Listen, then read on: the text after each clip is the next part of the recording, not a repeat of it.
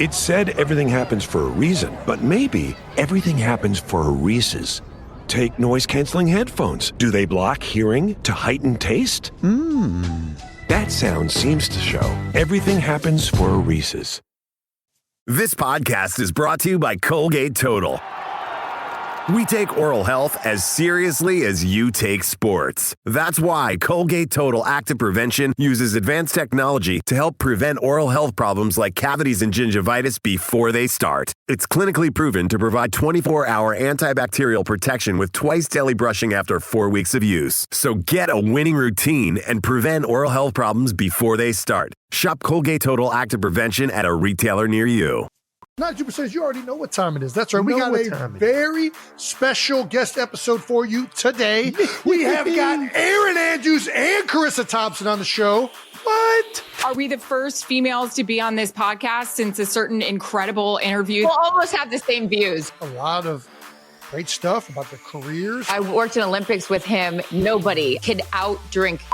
Who their favorite athletes are to interview. Hi, I'm Erin Andrews. I work on College Game Day, but you're my first crush ever. And shut up. Boyfriend whistles. I'm ordering a whistle right now off Amazon. Steve, you're going to have a long night ahead of you, sweetheart. Parenting. Everything should revolve around you sitting your ass on the couch. Still being a great dad. Sports. You know how much shrimp etouffee I had working at ESPN? Fathers. Grabbed my dad and started swinging him around like a rag doll. A lot of great stuff coming up right now. And I just invited myself over to the Kelce household for Thanksgiving. Charissa, we're having a turducken!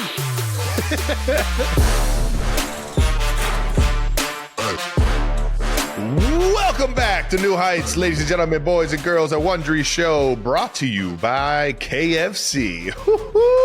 Get you some famous bowls and a bucket of KFC chicken, baby. That's what I'm talking about. Take me back. We're your hosts. I'm Travis Kelce. This is my big brother, Jason Kelce. Subscribe on YouTube, Wondery Plus, wherever you get your podcasts, and follow the show on all social media at New Heights Show with one S. Jason, tell the people what we got coming up today. Alrighty, our guests today are two legends in the sports media world. Hey-o. You know them from Fox NFL Sunday, Thursday Night Football, and as the co-hosts of the Calm Down podcast. They covered Super Bowls, the World Series, BCS championships, NBA All-Star games, celebrity diving competitions, and even spelling bees. That's right. Between them, they've got an Emmy, a Pat Summerall Award, and a third-place finish on Dancing with the Stars. Two of the most requested guests we've ever had on the show. 92%ers. Please welcome Erin Andrews and Charissa Thompson.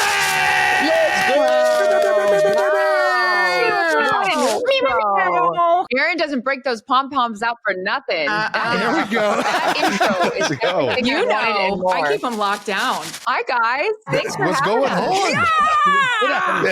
I was fired up too. Get out.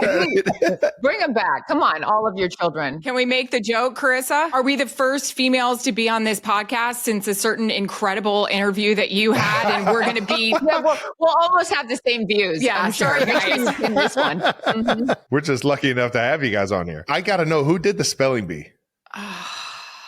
And I'm like you, How Trav. was I can't that? read. I mean, I can't read or speak. I What a shot can't. she just took at you, Trav. Oh, Trav, Oh, no, admittedly this so. is, everyone knows at this point. They This got is- to, right? Self-professed. Yes. By Travis. Yes. If I can't read, I sure as hell can't spell. That's for damn sure. You and Julian Edelman. Jules also says that he can't read. So there's that. And he says he likes big men. So there's that as well. Nice. I appreciate you guys including the diving competition. Respectfully, I say this, that the diving competition that I hosted on ABC was more of a flop than it was a splash, which was the name of it. Oh, They were like, go. I like it. Kareem Okay. Abdul-Jabbar on a 35-meter platform and see what happens. I was like, whose And this idea didn't was do well? this? So needless to say, there was not a season 2. And I'd like to say third place was I lost. She won the competition to Nicole Scherzinger, Pussycat Doll. She had been in performing art school since she was 14 years old. And I got third place to Evan Lysacek, who had just won the gold medal for figure skating in the Winter Olympics. If I had been asked to read a box score, I would have fucking won. You know what I That's mean? right, Erin. That's right. You know what? I would have. That's a banger. You're number one in our it. heart. Thank you. You were first place in my mind. All right, let's get into it. You guys have interviewed both me and Jason. Who's a better interviewee? Interviewee, yeah. Interviewee? Oh, you you guys guys. on the Well, I hot had spot. the great privilege of interviewing you both at the same time. I don't know when Yes, this you was. did. This was like 10 lifetimes ago. It's got to be at least 10 years ago that I sat down with you guys for NFL At film. least. I think it was Jason's Super Bowl. Yeah, and it was we were by your old high school because NFL Films was doing a feature on you guys, and so I sat down with both of you, and it was so wonderful. And that's when I learned, Travis, that you wear number 87 because of Jason. Oh, Don't yeah. let him tell you. Which this. It's the Jason's biggest still load not of buying shit. it. He's How not. is that a load of shit? Did not pick that number because of that. You've somehow Yes, I did. retroactively worked this in. There's no way. It was the only number that I had a connection to. You just like Tony Gonzalez, and what did you wear 87 for? What did you wear 87 for? We went over this in the interview that Charissa had with us in Cleveland. Travis told me that he wears number 87 because that's the year that Jason was born. And I thought that was so nice. And that's how it all started. Without Jason, I wouldn't be where I am today. Exactly. Now say it back, Jason. Without Travis, I'd be way more successful than I am. I'm holding them back. Complete opposite. On the flip side, though, Jason has been known to be the the Sandra, what was the reading? woman that everyone's calling you? going on? No, he's I not. was. No, I wish I was at this point. Jason has been known as a journalist himself now, being with ESPN. What do you think of his interviewing Were skills? you going to say Barbara Walters? There it That's is. what he was gonna Sandra. say. Diane Sawyer. I was like Sandra That's what you were going to Walters. say. Sandra Walters.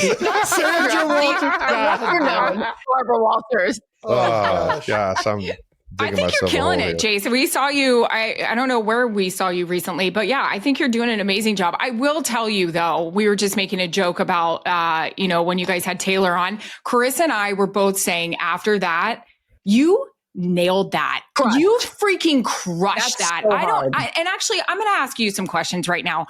Go ahead. Pre-prepared. I mean, because you just were banging them out. We have a great editing team. They're very good. And I think anybody could have done a good job interviewing Taylor. She was fantastic. And I don't know. I appreciate you saying that. It was a lot of fun. You did a good putting job, that interview together. I'm terrible. I can't interview anybody. I flip over my words. I stumble. No, you don't. But that was a fun one for sure. I've been in production meetings with you. Remember, I don't know, we were sitting in the back. We were sitting with you and Tom Rinaldi'd you. And he asked you something about a family member. Yeah, you started bawling in our production meeting. Do you remember that? Yeah, I do remember it. Tom Rinaldi can make anybody cry. Oh, I feel yeah. like. That guy is just like perfect at tugging at the heartstrings. But I've been known to shed a couple tears. I try to hold it back. Like I know that I'm not supposed to, but I can't not do it. I don't know. Yeah. Anyways, yeah. Okay, you go ahead. This is your podcast. You ask the questions. I want to please hear take go. this over. They Please want to take hear this from over. you guys. They hear enough from us. Well, because the last time that I saw you, you were a guest, like a week guest on, not a week guest. Thursday Don't night? take that out of context. Don't edit that We're out. in You were a great Chicago. guest. We were in Chicago and we did the kicking contest, but on Thursday Night Football, you came in and you filled in for the week and it was awesome. And just, were a guest of ours, but I haven't seen you since then. And so obviously now with, almost a full year under your belt in broadcasting, what's been the biggest surprise for you? Oh man, how much travel it is and how much more you have to lock into everything across the whole NFL. Yeah. Like I think when you play, you get so used to just focusing on your team and who you're playing that week. And a lot of times you kind of don't know what's happening like holistically across the whole league. Now I'm probably watching more football than I've ever watched because you have to watch as many games as possible. You're watching press conferences. You're doing all these things that as a player, you just don't pay attention to. And then on top of that, every week's an away game. Every week you're traveling. And that is awesome in some ways. You get to go to a lot of cool cities and there's not as much pressure as playing, but at the same time, it is a lot of travel. So I enjoy the ability to stay involved with the games. I like the fact that we get to go to the games. So we get to see players and coaches. But I would say those are the two things that probably were the most like getting used to. Can I ask, now that you aren't playing in the game, but you're watching from the viewpoint that we have every week, is there a particular stadium or area that you've been to and you're like, this is awesome. Ooh. This is really cool. Oh, man, I hate to say this, and Eagles fans are going to be furious. I never liked playing in Jerry World. I hated that stadium. Isn't it the best? It's fucking awesome. It's a cool spot as a spectator. I'll be Do you have the chicken fingers there yet? Fire. Oh, yeah, everything. I mean, they've done a really good job with that place from a viewing standpoint. Vegas is like a show. Like it feels like you're at a legitimate concert there, which we were just there this week. So I think that's probably just fresh. And then, there's the places you'd like to play in as a player too. There's like a charm to it as well. Like I've always loved going to the Packer Stadium for much different reasons than Jerry World. It's awesome. So yeah. And then trying to think of like another spot that would be Bills. I think it's like, of course, I can't wait to see the new stadium when they build that, what it feels like, but I've been enjoying the last couple seasons. You know what it looks like? Jason, it looks like from the outside, it looks like Allegiant Stadium. It looks like that same design, like kind of spaceship thing. But I kind of miss that. I don't know. I mean, the nostalgia of Orchard Park is like its own. It's going to be hard you can't replicate it. No. I am happy that it's open though. We're going to still see Buffalo snow games. I get this year, I've never really in my career done a massive like snow game. And I've wanted to so bad. You watch these people like Rams Philly playoff game last year. I wanted to do something like that so bad where I just look like Ralphie and Randy in Christmas Story. Jameis Winston. Oh yeah, you did. Jameis Winston doing Snow Angels. Yes, in Cleveland. And then they made the playoff. Yeah, it was really fun. But sorry, go ahead. No. But we're doing Philly at Bills, I believe, later. I think it's right after Christmas. So the potential of, a snow globe game could be fire. Please. So it'd be exciting. Up there on the lake? Yeah. It's almost a guarantee. You're going to get a little bit of snow. Oh, for sure. I hope so. Was that the Jameis Winston? How lucky are we? How lucky are we to be playing football in Cleveland, Ohio? Exactly. And he's talking about the cavalry with the horses and the whole thing in Kelly's pregame interview. Good. Isn't football just better when Jameis is starting? Yes. It's not even a question. Also, too, because from our vantage point, I just think about the reporters. Like when he stands up there at the podium, like, you're going to get something, even if it's bad.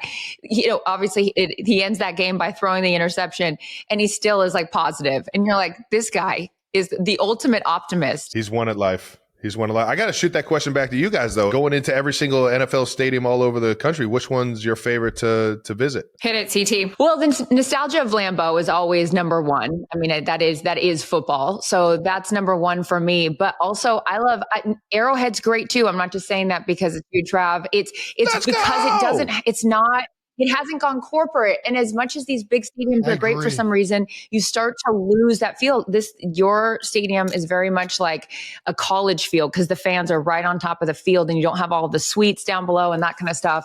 I also love, Charlotte has some bangers. I always like they play some tunes. Yeah. In Santa Clara at Levi Stadium, the music, Erin and I are big on the DJs. If they've got some music, Atlanta, obviously. They're playing some Pretty Pablo or? They've got good music. Of course. North Carolina, the motor razor. So good. Like a helicopter. And then, of course, in Atlanta, you get Luda every other second. So it's good. Yeah. What about you, Erin? I feel like because I've been doing this 100 years, it's the little things like Jerry's World. They take care of you. It's inside. I mean, I know the players have the sun in their eyes and that sucks for a 4:25, game. But me, I'm looking great. The chicken fingers are fire. I love going to the link because obviously, it's fun. Great hotel, fire dinner the night before. Dom, I know he's trying to take care of the team, but he's looking out for the girl, which I appreciate. You need an IV, you need to work out. Fine. Dom will take care of me. I'm into it. Lampo's fire. Like it's always such a fun time. I've done games -10 there. I've done games that are hot there. I've done games that we didn't think it was supposed to snow and all of a sudden it did. It's just a pain in the butt getting to. I love you, Wisconsin. You're so much fun. Once we're there, it's a time, but man, it's hard getting out. I'm going to tell you what, she misses Troy Aikman's plane is what she misses. Because I got the Al Michaels set. My shit's in and I'm out. Thanks, Al. Boy Al. You know who's taking advantage of the Troy Aikman plane these days is Swagoo. Swagoo's always hopping on. Yeah. Oh, I bet. He better not be in my seat.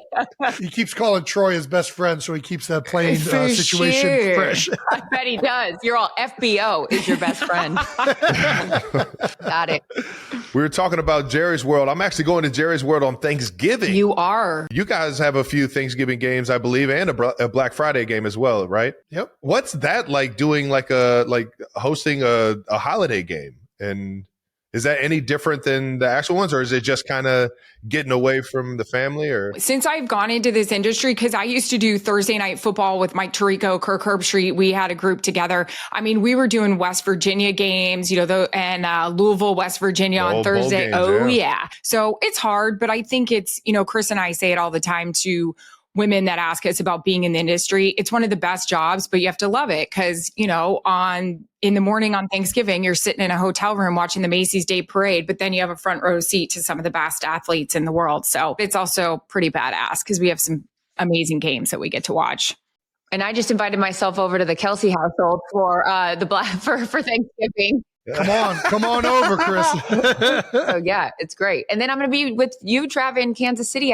We got Broncos Chiefs on Christmas. So fun. How do you like playing on Christmas? Because you did it last year too. You do. Fucking love it. Why? Yeah, I do. I love it.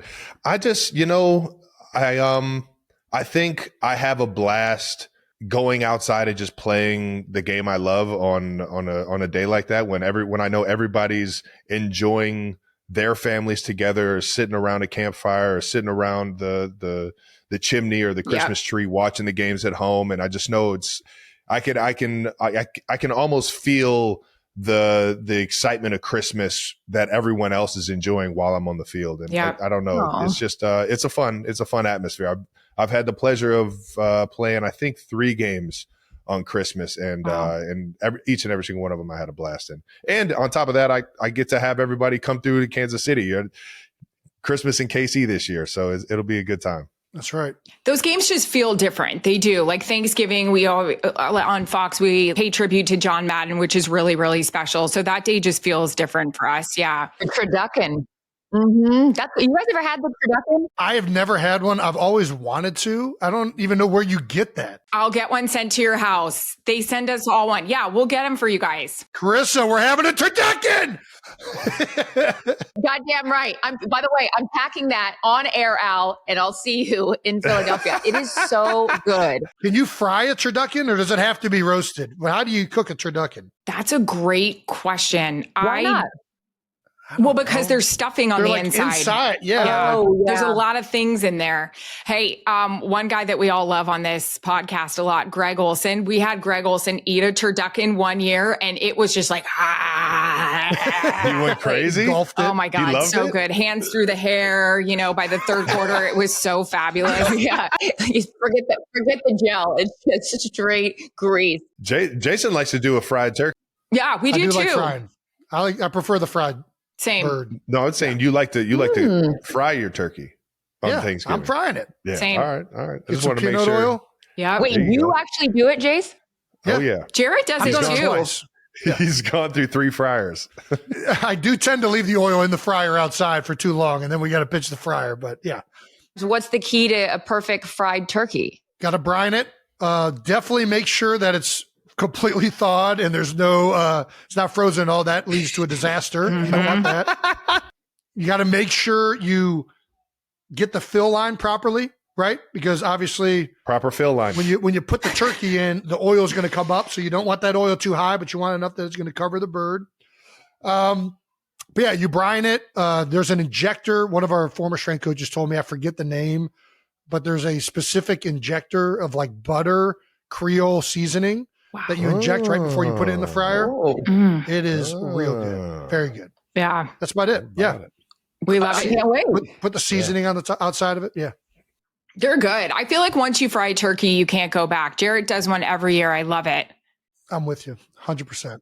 How did you guys decide to want to do this with your lives? What leads to becoming a broadcaster, journalist in sports?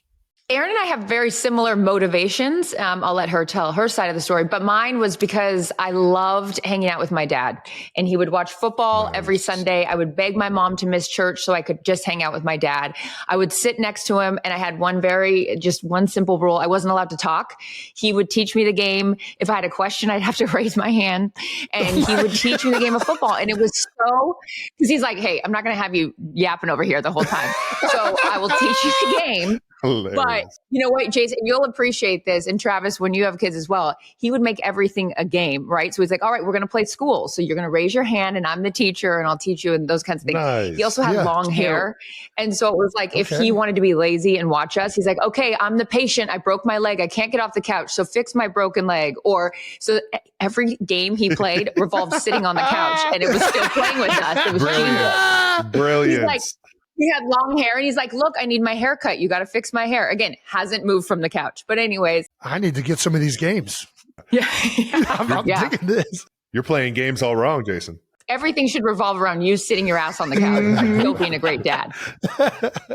But yeah, he loved sports. So I love sports. And I had a brother who played baseball growing up. I played sports growing up. And for me, you know, sports was so much a part of who I was growing up. And so I was a big believer that anything I could do professionally that kept me in sports was the ideal situation. Work as a team, we win together, we lose together, all of that. And I just loved the idea of being able to have a profession that involved sports and, you know, worked around it. So, that's sort of my motivation. And then, you know, the path to actually getting on air is a little circuitous, but yeah, I started in HR because I just wanted to get in the building, went through everyone's files, ended up blackmailing them. No, Smart. I'm kidding. So smart. You got very me. clever. I was like, oh, this is great. I have this on you. Let me do. Yeah. Who have you been hanging out with? I got in the building through HR and ended up in production and then, you know, different things from there. But no, I just have always loved sports. So that's sort of my quick 20-second background. It was awesome. I love it. Mine's my dad. He's from New England, big, you know, Celtics, Red Sox. He grew up liking the Packers because he always said the Patriots were so bad that they were blacked out in Massachusetts. That's how bad they were. Oh, no. So I grew up my dad's a great storyteller. He was on television forever. And he just explained it to me very much like, not like Chris's dad. I wasn't, you know, taking care of him. No, I'm joking. But he would just make these people sound like my friends. And unfortunately, I grew up thinking that they were. I was obsessed with the Celtics. I wanted the Red Sox to win a World Series so bad for my father. I loved sitting back and watching Brett Favre, you know, do his thing with my dad. And then there was never another option. Well, actually, it was like, I want to be a sports broadcaster or I'm going to be a marine biologist, which, whoa. Wow. Okay. Wildly different. Okay. Sure. So, yeah, let's be honest. We all know how smart I am. I don't think that would have worked out, but I love it so much. I went to the University of Florida. I told my dad because, you know, if you have a good football team, college football team, the ESPNs, the CBSs, they'll be there. I just wanted really fun Saturdays. And then because I grew up thinking these guys were my friend, I've had multiple encounters with Larry Bird. I met him and I told him everything about my life in 1 minute and absolutely like vomited my life story about how he is my everything. Called my dad right away and I said, holy shit, Dad, I just met Larry Legend. I think I embarrassed myself. I talked about all this stuff and he goes, oh my God, can you go back and say I'm sorry? I'm like, no, Dad. Kevin McHale in an airport one time, ran up to him. It was like 11 o'clock. He's going somewhere. I'm going somewhere, coming home from a game, telling him he was my first crush ever. Hi, I'm Erin Andrews. I work on College Game Day, but you're my first crush ever. And I just want to tell you, thank you for like, shut up. One cool ass story though, like you think about like giving it, you know, paying it forward and, you know, with your parents and everything. When I worked for ESPN, no, actually Fox, I got to cover the World Series and, I took my dad to Fenway. It was actually right after, you know, the marathon and everything and how dramatic that was. But I brought my dad onto the field after they won. And then Fox said, we're going to go live, go inside the clubhouse, grab Big Poppy or whatever. Poppy actually came out in a tank top, goggles, champagne, sprayed all of us. Of course she did. Papa! Wow, my dad and started swinging him around like a rag doll. My gosh. And my dad was What a just guy. like, this is fucking awesome. It was just so cool. So cool. Oh, those stories are the best. You know, we both have our motivation and inspiration to be in sports broadcasting was our dads. And I think to be able to have those moments with them, like you had that, the World Series, I got to bring my dad to the 2019 Masters, front row, amen corner, top of the leaderboard, starts falling off. Tiger's inching his way up. And I'm like, we might be able to see this.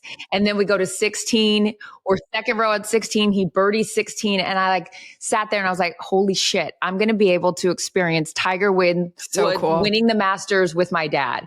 And that's like awesome. Our parents don't ask for anything. Like all they ever want is for us to be happy and healthy and like do what we love. And so to like have access or those moments where we can share them with our parents, like that's like the greatest gift in the world. Yeah. That's awesome. Giving the fam those kind of memories, those kind of moments, it's you can't put a price tag on it. My daughters don't like watching sports with me yet. How do I start to convince them to like watching sports? Is it the haircut? I got to start playing with the games? Is that the key? Doctor, barbershop, school. Perfect. Just centered around that. So they don't. They're not interested in football. I think they're so young. Wyatt, I think she would do it now. She usually wants to watch some Disney movie or like another thing yet. But hopefully, I'm hopeful that it's going to start to happen here coming up. I got to start coming up with a game. I think that's the way. I got to figure out some way that we're doing something and playing while the game's happening, because the attention span is not there. These kids this day, they can't sit down and watch. No, like they just want the screen to be changing continually. Stimuli. Yeah, crack. Give it to me. I think that's also what was so special about, Erin and I have talked about it, like with women and young viewerships, like Taylor's impact cannot be overlooked. Like those little girls that maybe didn't have an interest in football and then sit down because it's her, like that, the commercials and the different like little videos that you see that now all of a sudden the dads have a bond with their daughter over her, like is so special. Again, as two women who have made a career out of this because of their dads, to have those moments, like who knows what kind of impact that will have later on in their lives in a myriad of different ways. But it's really special to see. That was just it for me, was just having that time with my dad, because my dad worked the weekends. He was, on TV at night, so I didn't get to see him. So that was like our special time to do that. So maybe you carve that out as your special time with your kids. I don't know. I like that free time. I mean, I'd rather watch football than some of the other things we're doing. I think also you just mentioned Taylor and how much she's gotten girls into the sport and dads and daughters together, which that's one of the coolest things I get when people talk about Taylor and Travis and hearing from dads or hearing from daughters about that. It's an awesome thing. But also, like, how much do you guys think about how many women you've been impacted that watch sports? Like, Kylie was a communications major. She raved about both of you guys and how much she's loved like the platform that you've put women on in sports. Like, do you guys often think about that and how many women look to you guys as like role models for being involved in sports? Thank you for saying that. Thank you, Kylie. That's high praise from you. But there was a young lady, her name's Alexandra. She works as a Patriots reporter. She has for the last 5 years. She's been in the industry for 10 years. And as I was walking out on Thursday night, she handed me a handwritten note and wrote the nicest thing about Erin and I, and I don't ever like to think like, oh, inspiration, whatever, but it was so well said that, she watched Erin and I do this over the last few years and kind of were, behind the scenes, I guess, a motivation for her to do it as well. And now she's doing it and she's doing it on a big stage. And again, Erin and I have been in this industry for 20 years. So when I have moments like that, or even get anyone recognizing that maybe we might have, I don't know, dare I say, inspired them, like that's really special. And I don't ever take that for granted, because I'll be honest, and I told your wife this on her podcast, there was some women that were not so nice to me coming through as I was surprising to me. Ascending. Why? I'll just say, I mean, women can be catty and look, and men can be catty too. It's not just limited to female gender, but it jealousy or, these are few and far between. These are very coveted positions. And so look, there's a competitiveness that unfortunately turns into cattiness. And I always made it a point, because I will never forget those people, the individuals that were not so nice. And I was like, if there's anyone, I understand that this seat is a special privilege to sit in, but there will be a time and a place where I have to pass that on. You guys know, in the industry and the positions that you play and the sport that you play, there comes a time where there's going to be the next younger, faster, bigger, stronger person. And so it's like, you don't want to give up the seat, but at least help that person along the way. So I'm grateful of the women that were nice to me, but the ones that I will always remember, the ones that were not so nice. So, I think for the longest time, even now, I was Tom Rinaldi the other day. We were talking. He said to me, you're not a tourist with how much you love the sport. I live and breathe it. Not like you guys. I mean, believe me, I get that. That's a different kind of lifestyle and dedication, but I'm obsessed with it because it's the only thing I love talking about besides my family. I look up to you guys so much. I look up to your families, what you've been through. And a lot of that is because of who I ended up marrying and watching his journey and knowing what it takes behind the scenes, especially when you're not a superstar or anything like that, but you love the game so much. I love football, and there's nothing more I want to do than be out there. And so I feel like when people come up to me, especially dads, and they say, I want my little girl to do this, I want her to be like you, that's, I think, what's breaking me down a lot more than it used to, especially now that I have Mac, because I want my kids to be you. I do. I want them to attack life like both of you did and, or do. And so I think that's the thing that's like hitting me harder than ever, and also, I'll echo that about Kylie as well. When she had me on the podcast and she just mentioned that, Kylie's no bullshit. Like she knows what's real and what's not. And when she just said, hey, you've done this and I've looked, that hit me. Like I got, tears in my eyes because she knows the people that care and love it and respect the players and the coaches and the organizations like Charissa and I do. So that means a lot to me when you're kind of stopped and like Charissa got that note the other day. Those are nice reminders. Absolutely. I bet. It's the best. Do you guys remember your first broadcast? You've done so many. Welcome to broadcasting moment. Were you proud of it? Did you black out? Do you remember exactly what you said? I remember my first ESPN one. Like I worked with the Tampa Bay Lightning. That was my first real gig out of college. I was the sideline reporter. I mean, Jarrett loves to watch those, like, if they're showing the Stanley Cup and he's like, look at Green Machine. I thought I was so great. The Tampa Bay Lightning were playing the Calgary Flames in the Stanley Cup final. I worked for ABC. I got to do it. It's Game 7 back in Tampa. The team I got my first job with. And you know what? My mom and dad and we went to the West Shore Mall and we went to Ann Taylor and I picked out a green top that I thought would be fire for Game 7. Let's go. So Jarrett loves when they start playing that, he's like, look at the Green Machine there with the old, brown lip liner and all that. Oh my gosh.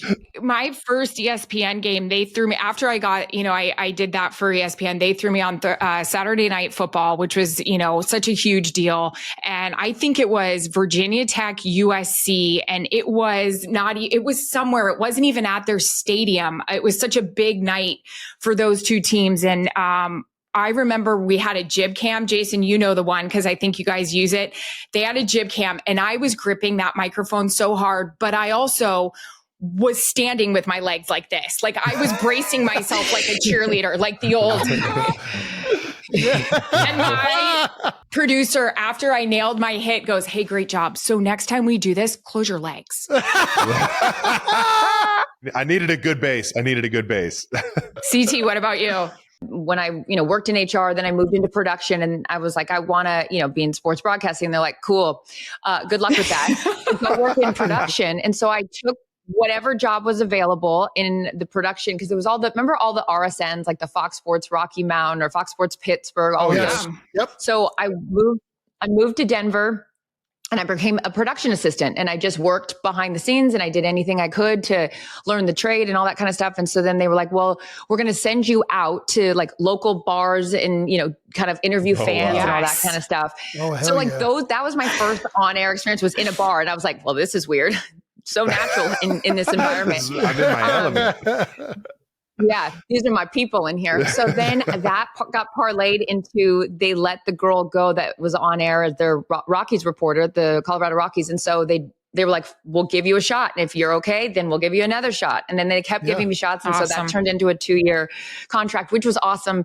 Anyways, so that was my first on-air experience. But my first welcome to TV moment, TV in a cold environment moment, was I'm working for the Big Ten Network. It is a Golden Gophers game. We are outside. You know the one. You know the one. I got the microphone. All right, coach says da-da-da-da-da. And the play cock, play. Oh, no. My mouth is frozen. Oh, yeah. I can't correct myself. So finally I just go, Tom. You guys got it from here. And that's the worst, Jason. I don't know if you feel this way on air. It's like once you stumble, it's like, and then you try to correct it. It's almost like lying. The cover up, it's like, my mouth was frozen. It was just a wrap. Oh, that's funny. Do you think it's easier to get into sports broadcasting now or versus when you guys first started? What do you think of the current landscape? I think the one thing that's cool is there's a lot of avenues. Like these teams have their own like digital, social production studios that are nicer than what I was ever, introduced to before I got to Fox or ESPN. So I think there's a lot more opportunities in terms of how you get into the industry. But I will say this, Leslie Visser gave me this piece of advice, and I don't know if you're just talking about being a female in the industry, but I say this to young girls, I kind of copy her, but being a female helps you get your foot in the door, but in order for you to stay, you have to work your tail off. And I think that's because of being a female, right? And that's the chip I have on my shoulder. But yeah, I do think there's a lot more opportunities. What do you think, CT? Yeah, I mean, in the digital age that we live in, I mean, there's so many different platforms. I mean, you could start your own channel. You could start, whether it's a podcast, whether it's a YouTube channel, any of these things. There's so many whereas for us, I mean, 20 years ago, it was, the CBS, the ABC, the, Fox. I mean, there was only a couple. And as I mentioned, those regional channels as well, or your local news. I remember when I was working my way through production, somebody said to me, a news director, and he was like, you send a resume reel. And, for me, it was on this, I took it from a beta and a DVC Pro and I put it on a CD.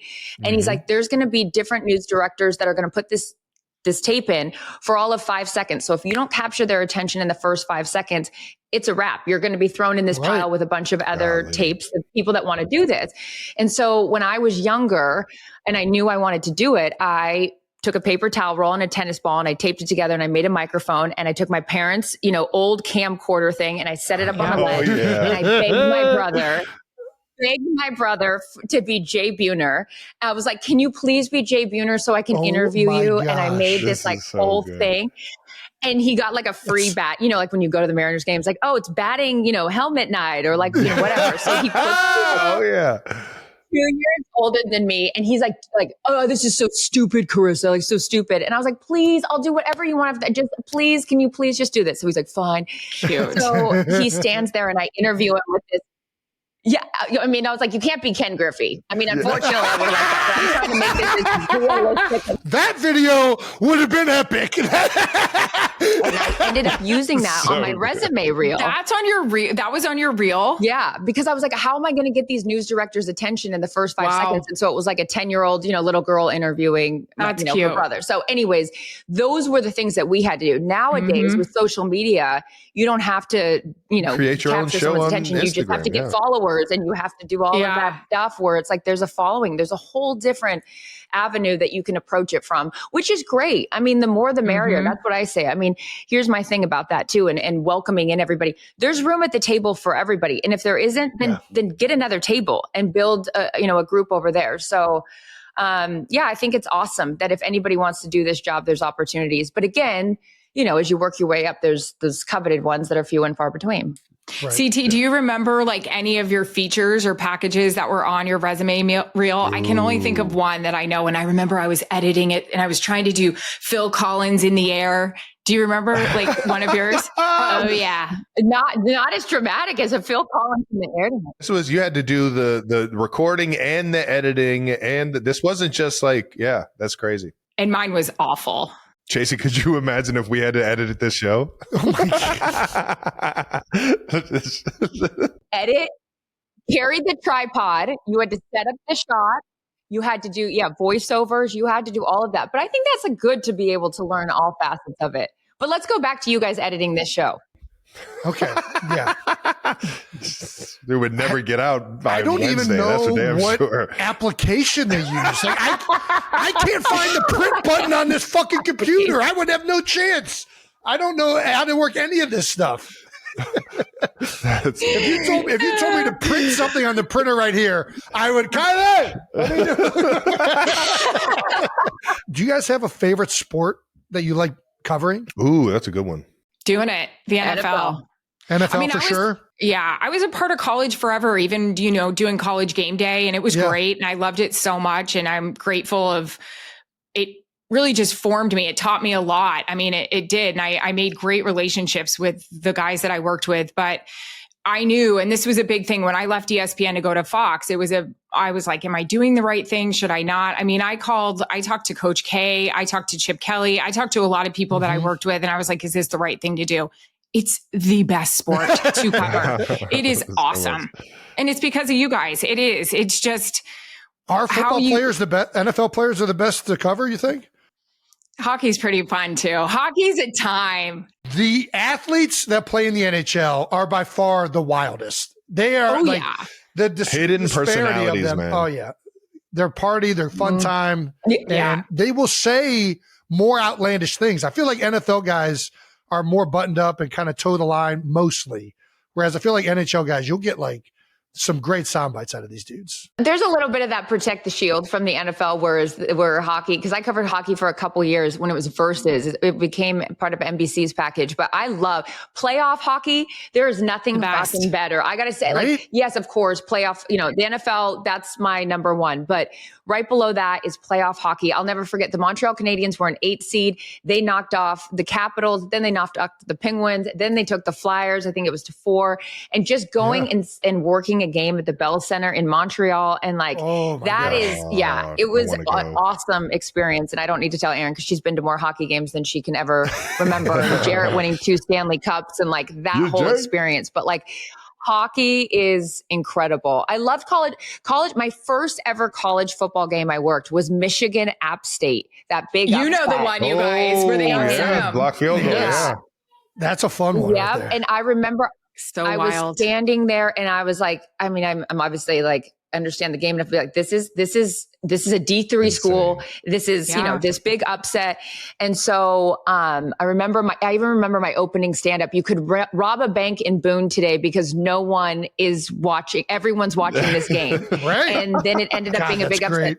We got in the car afterwards and Tom Brenneman and Charles Davis were the play-by-play and analysts. And they go, well, how does that rank of all the games you've worked? And I was like, well, this was my first one. And they're like, number one? It's all downhill from here. Why are you here? And this is very odd. There were 3 banks robbed in. Exactly. Boone, North Carolina had a lot of bank robberies that day. But no, it was college football's cool. The jump around at Camp Randall. I mean, Erin got to work SEC. I'm so jealous. I never got to work an SEC football game. Yeah, I want to go back to these SEC places. I've never even been one of them, man. What? I've only played in Neither one. has Jarrett. He's never gotten to see any of it. I'm like, you have no idea. It's like Toronto Maple Leafs on, it's the next level. Now, I'll tell you. So seriously, I know you went to Florida. What's the best environment, in all honesty, on game day? Because I've heard one like routinely, and I want to know if it matches up. When I was, working college game day, Saban, Alabama, it was the end all be all. I was like, I'm getting my kid. I'm giving him to Saban. It's going to be like Simba, the circle of life. He's going to make my kid go to the national championship and get him in the league. So Alabama is fire. LSU at night. That is what everyone says. Death Valley. Everyone it's the unanimously. Next level. It's rocking. It's shaking. Those people have been in the parking lot over the weekend. They are marinated perfectly. It is shrimp etouffee. You know how much shrimp etouffee I had working at ESPN? That's fire. Ole Miss is fun for, a 3:00 game, but LSU is amazing. It's really great. People just park in the middle of the street and they just take their car and their keys with them. Like, what is happening? Jesse Palmer, who I also worked Thursday Night Football with, he used to talk about when he played for Florida. I don't know. It was a big matchup. It was like one versus whatever. Florida rolls into Death Valley. And he said, they're on the bus with Coach Spurrier and people are just shaking the Gators bus. And he said there's gators hanging from the trees. And Coach Spurrier was like, hold on, y'all. Hold on. Old days Cajuns. Like that, those stories, so much fun. Yeah. College football, it was fun to cover, but I like going to Arrowhead. With the NIL and conference realignment, it feels different. It's different. And it's still awesome game. That's, the sport is still great. It just felt different when, like the Pac-10 was the Pac-10 and I don't know. There just is like a different vibe to it, but that's, Yeah, it's definitely in a weird state right now with the conferences and the NIL stuff and teams are. Now it has 20 teams. I don't even know. I couldn't even name all the teams. I know. It's different. Kids are like playing for like 3 different schools. Like it's nuts. It's driving Bentleys and But the plus ones, you, Jared, Steve, you guys have to go to LSU together when everybody's like done with their, playing. That would, you guys would crush it. Yes. CT, I was going to ask you, when you covered NHL, and we both did, was there ever a time, because the injuries with those guys are so different from, hockey players will come and do an interview with half their face hanging off. And I did a game, Jeremy Roenick, that shows how old I am, half his face was off. Like he had gotten it all stitched up and was. Yeah, he had to wear that chin guard for a while. I remember this. And I looked at him and I go, oh my God. And then I just blanked out on my Making you talk? Yeah, I go, does that hurt? And he was like, yes, really bad. Interviews, because it was like half his face was hanging off. But did you ever do one where you're like, holy shit? No, I didn't have that experience. But when you said Jeremy Roenick, I remember I worked in Olympics with him in Vancouver. Nobody, I repeat, and I could out-drink Jeremy Roenick. I've heard this. He is fun. Fucking maniac in the best way possible. Oh my God. I want to play golf with Roenick. I've heard he's just a blast on the course, but what they all are. They're so much fun. People. Speaking of good people, which was a really, really fun story. We had a chance to, and Casey, hang out with Wayne and Janet and you guys all together. And it was, I guess I wasn't really paying attention to my husband in the moment. Like he has, hung out with Wayne a little bit, but not anything to like that personal of that night. Okay. And my husband was glowing. It was like, how could and you I was, oh my God. And it was so cool, Chris. I don't know what you think, but like the boys that we were with, just asking Wayne all the questions, like seeing somebody like Greg Olson, just, Wayne, let me ask you something. So this 3 tight end formation, no, I'm kidding. But you know what? Like Greg, those guys, it was just so cool. And what's so great about Wayne, and I think the NHL, is just a normal dude. There and told Charissa what a great job she does, and Greg, and just really, really just awesome to be around. It's Wayne Gretzky. Full stop, Wayne Gretzky. You're just down. But that just reminds me of the text chain that we're on, and Greg Olson does not care if we tell this story ever. Because Wayne, I don't know who's on the text chain. There's a couple of us, including Greg, Erin, and I, myself, Dean, Kevin, Blandino. Okay, Kevin, and after that night, it was a couple of days later, like last week, I guess. Wayne had texted Greg. He got his phone number and he just wrote, hey, this is 99. Okay. There's only 199. There's only one. It's not JJ Watt. That's what happened. Yeah. He actually said, hey, I just want to tell you, it was great hanging out with you. And I just was watching you and you do a really good job. And he also gave a little bit of a hint. He said, Janet and I really enjoyed getting to know you. So Greg sends a picture of the text to all of us on this chain. And Greg's response is, I'm sorry, who is this? He wrote, who is this? What? Oh my God. He had to be joking. No way. He wasn't. He had a few ones that night. I think we all had a few ones that night. That was a good one. My guy came in from Dallas. He was working a game in Dallas and came in just to get some food over at 1587. Had no idea God. He was going to run into the great one. That's amazing. Yeah, insane. Remember that game? That was the back and forth, that was the Giants Dallas game, and it went back and forth 100 different times. And he was like, I'm not missing it. He is such an animal, Greg. What a time. The best. That's awesome. Wayne. Wayne is. I had two posters on my wall as a kid. I had Wayne Gretzky and Mark McGuire from when he broke the record for the home run derby. Very odd. I was not fans of either of the teams. Sounds like a 90s kid right there. That's right. Yeah. That's right. Bring steroids back, baby. Hey, I had a Brian Bosworth poster. Yeah. Oh, the Boz. So you got to do, just take steroids and you get up on the wall, kids. Erin, you just touched on the hockey players. There is this just being regular guys. I feel like there's a beautiful culture with hockey where if you even start to get a big head, your teammates will rip you apart ruthlessly. Oh, immediately. And that's just something I've always chop loved. you down one. And then Ronick with the cut, they brag about their teeth being missing. They'll take their teeth out of the bar and set it down on a can. And it's a badge of honor at being marred for life for those guys. And I can say this because I married one. They're some of the best looking dudes you've ever seen. They are gorgeous. But yeah, man, dude. All our, and then they our take friends, their teeth out and you're like, ooh. Well, on the Kings and our friends would walk around with gold prongs hanging down in the front because they're like, what's the point? It's just going to get, bashed in during the season. I'll wait to the end of the year to get the veneers put in. But fun fact, we have incredible health insurance with the NHL. We still have it. You want to know what we don't have good insurance on? Dental? Yes. Oh, no way. Of course. They lobbied for it. The players was like, nah. The owners are like, yeah, we're not agreeing to dental for life. No chance. I'd love to ask you guys about some of your current coworkers. What former player has gone into the broadcasting world that has surprised you guys the most?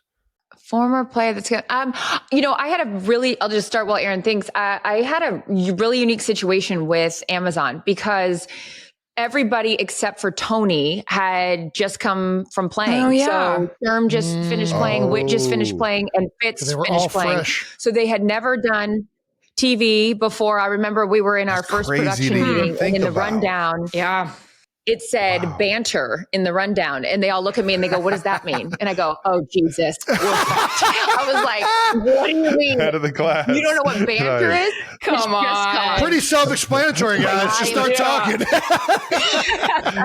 Just shoot the shit, boys." But I have been so impressed with they have been unbelievable. They have, we're now in our fourth year, and you would never know that these guys had never done television before we started Amazon. Seriously. So that was an awesome, it speaks to, do your homework and it shows, and also the personality. And also, Amazon allows you, very much like Fox says, it's why we love working for these companies. It's like, be you. They don't try to make you someone you're not. So if Fitz wants to rip his shirt off or wear a Hawaiian shirt, he can do that. If Whit wants to have his hoodie on under his jacket, he can do that. Anyways, it's just, I was very impressed with those guys' ability to jump in so quickly after, Jason, as you know, you're done playing, because it looks easier than it actually is on TV. Everyone's like, oh, anyone can do it. And you're like, okay, then come try it. It's not as easy as it looks. So yeah. Sure. And I think we saw that with Tom Brady. I mean, I think he was the most scrutinized person to get into a booth, especially last year. Right.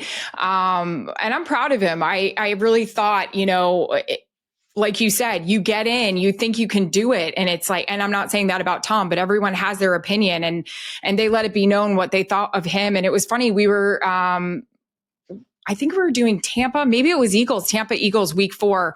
And I was sitting in my hotel room and they were playing last year's Eagles Bucks game.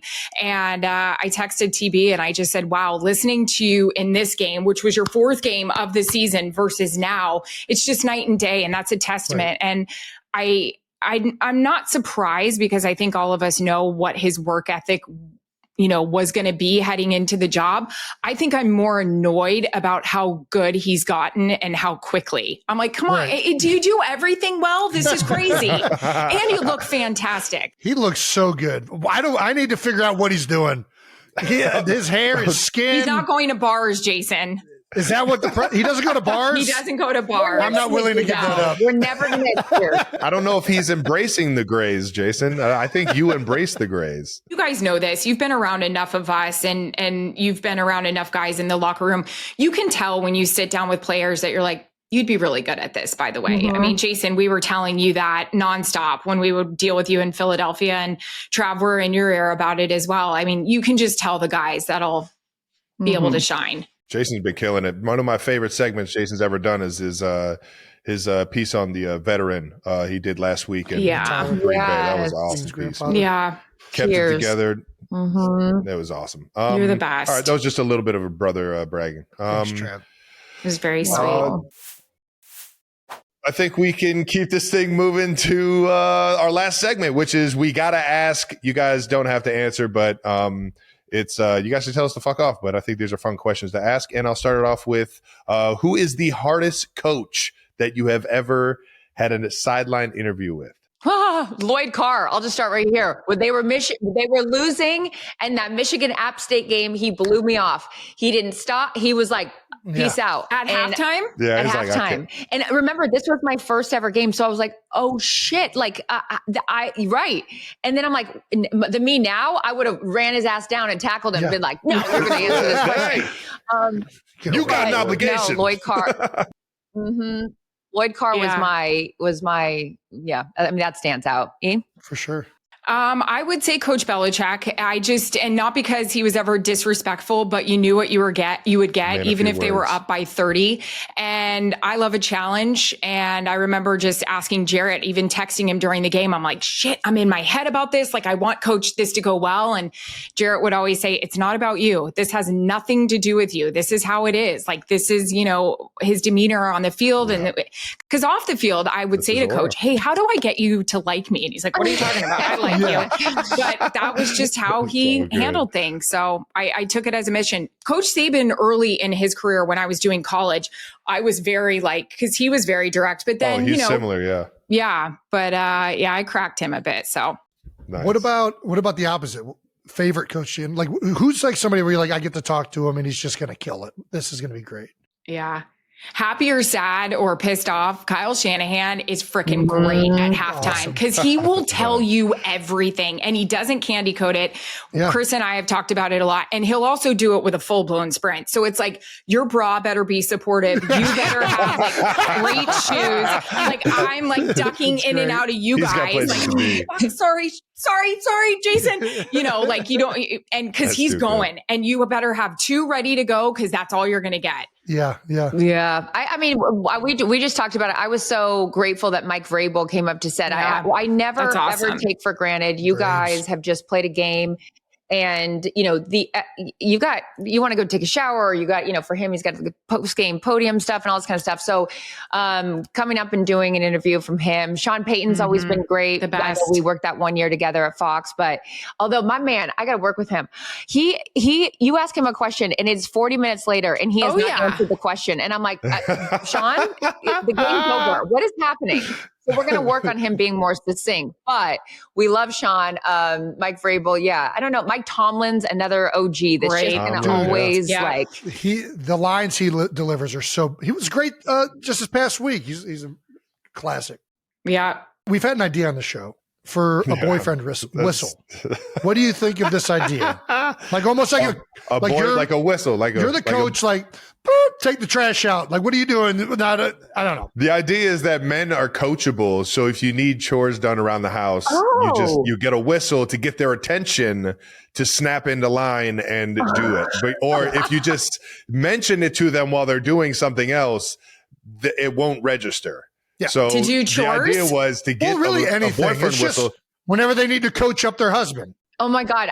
I'm not mad at it. I'm ordering a whistle right now off Amazon. Steve, you're going to have a long night ahead of you, sweetheart. This thing is going to be here in 10 minutes. Get going. Oh no, Jimmy. I mean, Steve is very coachable. I will say he always just tells me to write down what I want him to do. He's like, I will do whatever you want me to do. You just have to write it down. Because if you just tell me while I'm doing other things, I'm going to forget. And then you're going to say to me, you weren't listening to me because I wasn't listening to you because I was doing other things. So if I just write it down, but I'm now all in on and we'll even play a little blow the whistle in the background while we're doing it. Gilly? See, I don't need that for chores in my house because mine is on me about staying, keeping it tight. So yeah, there we go. Yeah, big time. But yeah, other things, I'm down for it. Let us know when we can pick that up. Nice. All right. We got to get a new Heights whistle on the market. Yeah. All right. When traveling with friends, what makes a good travel +1. Keeping track of the passport. I don't want to be responsible for it. Steve is way more responsible than me. So since we all travel a lot for work, every single person on here, when I travel recreationally, I am at that airport bar or that airport lounge and I am ready to get in the mix. So I don't want to be responsible for having to get to the gate on time. I don't want to deal with the passport. Like, I'm already on my vacation the second I get in that Uber to go to the airport. So like, please just be responsible for me while we're at the airport. And that makes a good travel partner. But I think Steve and Jarrett are the same with this, Charissa, with our vacations we've gone on. Like, they deal with, I know Jarrett deals with the reservations. He deals with the cars that are picking us up. Like, he's very big into the schedule and, hey guys, we're going to do this. And sometimes a little too much. Like, hey babe, Clark Griswold, relax. We don't need to have the whole trip planned out. Maybe one day we sleep in. I don't know. He's a planner. So yeah, he's really good with that. And I think when he's not around, I kind of panic. Like, wait, I have to plug in my gloves myself and heat them myself and bring our stuff down to the lockers. What are you talking about? Erin, we have to tell. So this past off season, Erin and I did, and Steve and Jarrett did a Griswold European vacation. So we were almost 10 days or 2 weeks we were in Europe together, and the guys planned it all. They did everything. So Erin and I had a talking with one another before this trip started. Like, we are not allowed to fucking complain about a goddamn thing because we planned the whole thing. So there we go. But the one night we did complain was when Jarrett asked a teammate, former teammate who was European, of where to go to dinner one night. Oh no. We were in Monaco and there were these guys that were there on a bike. They were on a cycling trip with a bunch of dudes. Okay. Prostitutes that showed up. Yeah. There they were. Not our better half. There they were. Yep. And so as we're asking these guys about their cycling trip, they're like, oh yeah. I'm like, so do you bring your own bike? And they're like, no. And I'm like, definitely a cover up on the old cycling trip. Oh my God. I don't even know where to go, Jason. It's on you. As a girl dad of 4, at some point, I will have 4 teenage girls living under one roof. Is there any advice that you guys have? What is just... I would, so I remember this vividly, where I saved up my babysitting money and Janko jeans were like really in then. And so I came down the stairs in these Janko jeans and my dad looked at me and goes, what the fuck are you wearing? And I go, oh, these are my new jeans. And he goes, not in this house, they're not. And I was devastated that he wasn't going to let me dress like the skater that I wanted to dress like and whatever. But he always had the thing like, it's my house, my rules. And he was like, we're not doing that.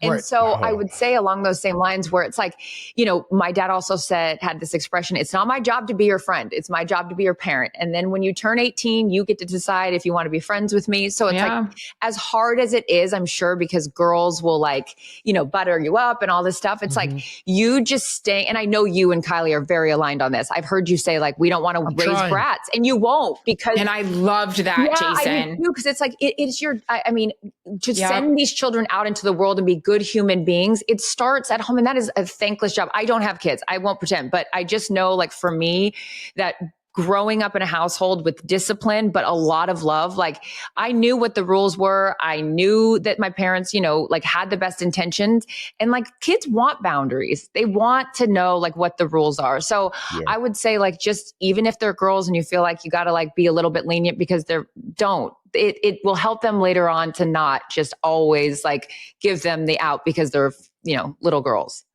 Okay. See, it's crazy. I'm running into this at my house. I did grow up with boys. I mean, it was my sister and, you know, but I know Jarrett, and obviously had structure throughout his whole life. He moved away from home when he was 14 to go play junior hockey. Jarrett is easier on Mac than I am. And Mac's only 2, but like, prime example, you know, he's kind of acting up yesterday. And I said, Jarrett, now's your time. And he's just like, I know. It blows my mind, because I am very much like, and I loved when you talked about Disney World and your daughter, and you just said, I don't want to raise brats, because yesterday I decided, hey, let's you're gonna have half of it. I love that. Because that's how I feel. And so it is a real balance here. But now I'm today I felt like before he left for the rink, I was like, wow, our parenting skills, like we need to get on the same, level here. But so when does that happen, Jason? I'm curious about that. We're on the same page almost all the time. I would say very routinely. We're both pretty disciplinarian when it comes to the girls. I've seen you. You're amazing. Yeah. But you have I will say the girls, the only girl I grew up with is Travis. So this is new territory to a certain extent for me as well. Right. How did I catch a stray in this? When I first found out I was having Wyatt, I was like, okay, I'm not going to raise her any different than how I would raise a boy. Like I'm going to make her tough and like disciplined, and I'm not going to be like this, like daddy's daughter who's getting everything she wants. And then like the moment she came out, it was like very hard to not be that dad. Like it becomes very obvious exactly what you're talking about, Charissa, where it's like, it is very difficult when they look at me a certain way to not cave like instantaneously. And especially those eyes on your girls. My gosh. And I will say Kylie is better at resisting that than I am 100%. So I could still though, listen, like the waffle story. Mm-hmm. If there's anything where I'll cave for like a treat or like something innocuous, but if it's like either being selfish or mean or lying or like any of like the big top of like, we're not going to put up with this, I'll for sure like put my foot down. And I think in our house with the two girls, and I feel bad now for my mom with this, my dad was always like, because we knew, dad wasn't at home during the day. It was always mom. And so we acted differently for dad. And I feel bad that I did that to my mom now. So obviously our relationships are, I'm so sorry, mom, because now Mac does that to me. But I feel like you'll always be a different role with daddy. So yeah, that's interesting when you have to figure out to be the disciplinarian. Yeah. I was just thinking about, and I know we all grew up in the same era where it was like, we didn't have cell phones and our parents weren't like calling us. When they would leave during summer vacation, they would leave that note, the proverbial note on the counter that was like, these were the chores for the day. And if you didn't get that shit done by the time we're home, you're in trouble. And it's like, I miss those days where it's like those with, you understood what the rules were. And I'll never forget the garage door opened and I was like, shit, we haven't done it. And my dad was home and it was like, we're all running around trying to figure, do all the chores. But it was like, it was the rules were pretty clear cut. It's like, a simpler time, guys. It'll be crazy. I mean, even in the next 10 years, what our kids will be doing with, I know, like AI and like all that stuff. It's kind of hard to even like comprehend. I'm trying to push off the phones. Yeah, I was just thinking, even when I went to college, phones weren't a big thing. It was like you were real rich if you had a phone in college. And I used to drive, I mean, that's not even that far, but 2.5 hours to go from Tampa to Gainesville. And my parents were good with it. I didn't have a phone. Now you don't want your kid like, going down the street without a phone. It's wild how things have changed. Our dad used to give us a calling card. Did you ever have those for the payphones? Of course. So whenever we went out to go like play baseball at the field, if we ever needed a ride or anything like that, go to the park. We would pull out the card that dad gave us just so we could call him from the payphone. It started off though. I was calling him collect. Just before he gave us the card, I would walk home from school in like elementary school, middle school, and I'd call my dad collect on a 1-800 number. And he would be like, stop calling me and get your ass home. I'm not paying for all of these calls. Stop asking me. You come straight home. And then he started thinking about it. He's like, I mean, it kind of is convenient to have a little calling card so that they can reach me if they need me. Can you still call people collect? I don't know. I don't even know payphones. Where's the last time I saw a payphone? I don't know. Would star 69 still work? Oh, yeah, we did that too. When you wanted to prank people or find out who was calling. Star 67. So they couldn't star 69 you? We're talking to some pros here. Did you guys ever have girls like prank call you like any prank stories? They did. Well, I know, but I mean like one that's like, because we would prank call like all the cute boys in school and that's like they knew we were doing it, but prank calling. I don't remember ever getting prank called. I just remember listening in on all of Jason's calls. Just being the shitty little brother. What's the best dirt you got? Nothing. It was never anything exciting. It was just me feeling like I was like being a spy. My sister was 5 years older than me and she was dating the high school quarterback. And I remember I played with Barbies until I was way too old. Like somebody, my dad should have stepped in and been like, hey, I think you're a little too old for this. This is getting weird. In the Barbie convertible in the dream house. And I was like in, ninth grade. He's like, that's enough. But I remember I think I was I'm not kidding, 7th grade. And the high school quarterback walked in my house and I was mortified. I threw the Barbie and I was like, hi, Brad. These are the neighbors' Barbies, not mine. Brad. I'm just so embarrassed that he's on me. I think the last one is we're giving you guys the floor. Since we have acclaimed journalists on the pod, we want to give you guys the chance to maybe ask Jason a question. Or Travis, say that. Okay, so I always think about in an interview, Erin and I love doing sit-down interviews for a lot of different reasons. Get to, learn more about you guys, just have that like one-on-one, because sometimes in games and post-game, it's just a different vibe when you actually get a sit-down interview. But I always want to ask this question.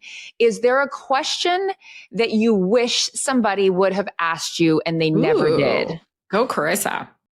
God damn it. And it could be about anything. It's like, because sometimes when those interviews are over and you're like, this is to get in our brains, we're like, oh God, did we ask the right questions? Did we do enough? Did we ask too many? Like, did we, whatever? And then I always think like, maybe there was a question they wanted me to ask and I didn't. I love that. I feel like I've never had that come across my mind, but I've always been appreciative of when I get asked about my family.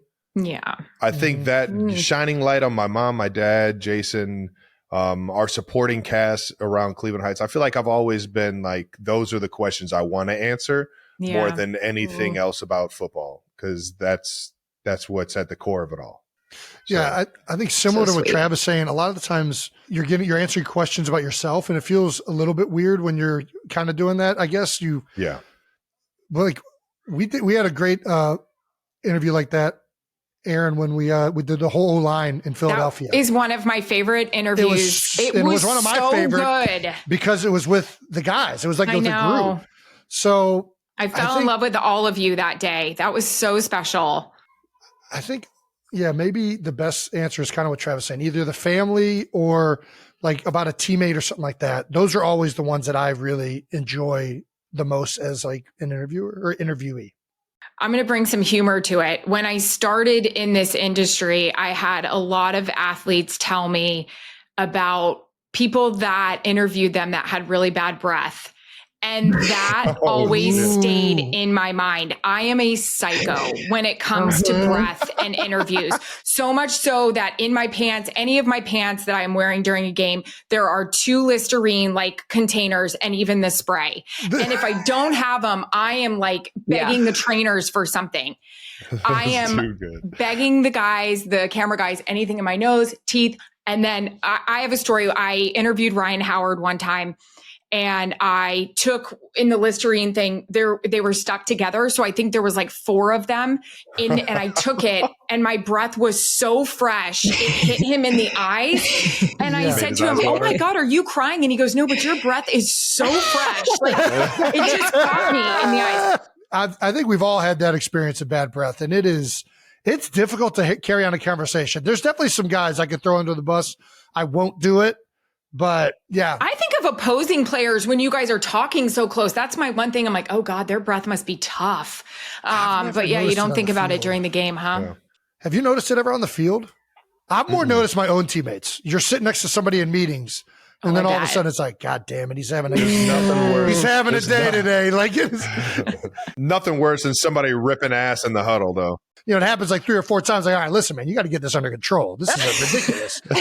He's sitting right next to you. This is the the difference of sometimes, not all, because Erin and I are very honest with each other, but the difference between men and women is 2 guys walk into a party with the same shirt on, and they come up to each other and like, you look fucking great, man. Look at that shirt. What a great shirt. You look awesome. Yeah. 2 women walk into a party with the same dress and they're on opposite ends going, that bitch looks terrible in this dress. God damn it. It looks so bad. And it's she's so making this dress look so bad. It's so different. It's like men would be like, bro, your breath is awful. So here's a mint. And women would just like skirt around it and be like, anyone want a mint? No, you're talking to Sarah over here. Sarah needs the whole outfit box. Yeah, Clarissa, you guys are the fucking best. My face hurts so bad from laughing. Overdue. So Thank you for coming on. This was so much fun. I can't tell you.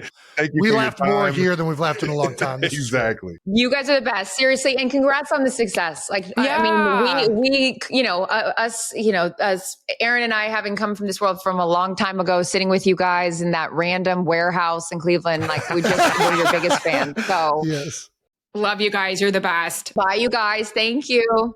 And that wraps up another episode of New Heights. That's right. Thank you to Charissa Thompson and Erin Andrews. And also, make sure you subscribe to the New Heights channel on YouTube and follow New Heights on the Wondery app or wherever you get your podcasts. You can listen to new episodes of New Heights ad-free right now by joining Wondery Plus in the Wondery app or on Apple Podcasts. I'd be remiss if I didn't give my Jimmies a shout out. Shout out to Jared and Steve, baby. Hell my yeah. brothers for life, man. Once again, New Heights is a Wondery show brought to you by KFC. Go down the street. It's right down the street, ladies and gentlemen. Get you a famous bowl. Get you some fried chicken. And enjoy a nice meal. Follow the show on all social media at New Heights Show with 1S for fun clips throughout the week. We're going to have plenty of them from this one. Shout out to Charissa. Shout out EA. Appreciate you guys. Thank you to the New Heights production for always making us look way better than what we are and making this life easy for us. And thank you to the 92%ers. We'll see you guys in a few days. Yeah. Sounds great.